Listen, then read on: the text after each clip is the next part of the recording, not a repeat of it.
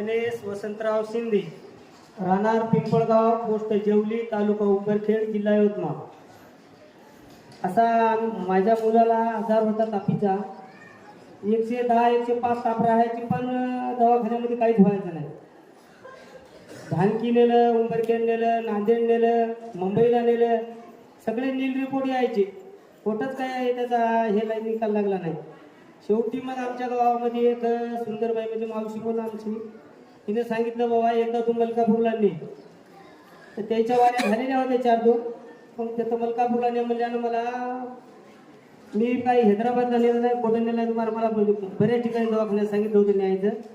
पण मी डायरेक्ट येतच घेऊन आलो मलकापूरला. मलकापूरला आल्यानं बापूला फोन लावून आलो होतो. आल्यानं मग फोन लावला, बापू म्हणले या ठीक होते, घेऊन आलो. येता आल्यानं दाखविलं, 3 वाजता ताप आली, इळभर येतच राहिलो. ताप आल्या डबल बापूकडे काय गेलो नाही, एकदम अशी भावना ठेवून त्याच्यावर जागेवर झोपून राहिलो होतं लेकराला घेऊन. तर ते पहिल्याच वारीला आम्हाला ते ताप आली, त्या दिवसपासून ताप नाही. 2 वर्ष झालं मुलाला ताप अजिबात नाही. 2 वर्षापासून 7 वाऱ्या मुलाच्या झाल्या. 7 वाऱ्या मुलाच्या झाल्या. आता मुलगा काय येणार, पण मी 2 वर्ष झालं चांगला येत राहतो. आता दुसरा अनुभव काय, आपल्याला काहीच नाही त्याच्यामध्ये, आपल्याला काही बोलताही बी येत नाही. पण आज हिंमत करून 2 वर्षातून आज वाईफ हातामध्ये घेतला.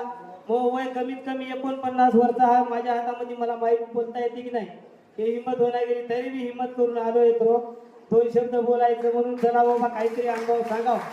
आमच्या मुलाला 102 ताप होता, पण कुठंच कमी झाला नाही. येतं आता दाखवल्या हातात तापातून ताप नाही, अजिबात ताप येत नाही. मुलगा घरी टणटण आहे, 11वीला शाळामध्ये जाते, त्याचं काम बी करते.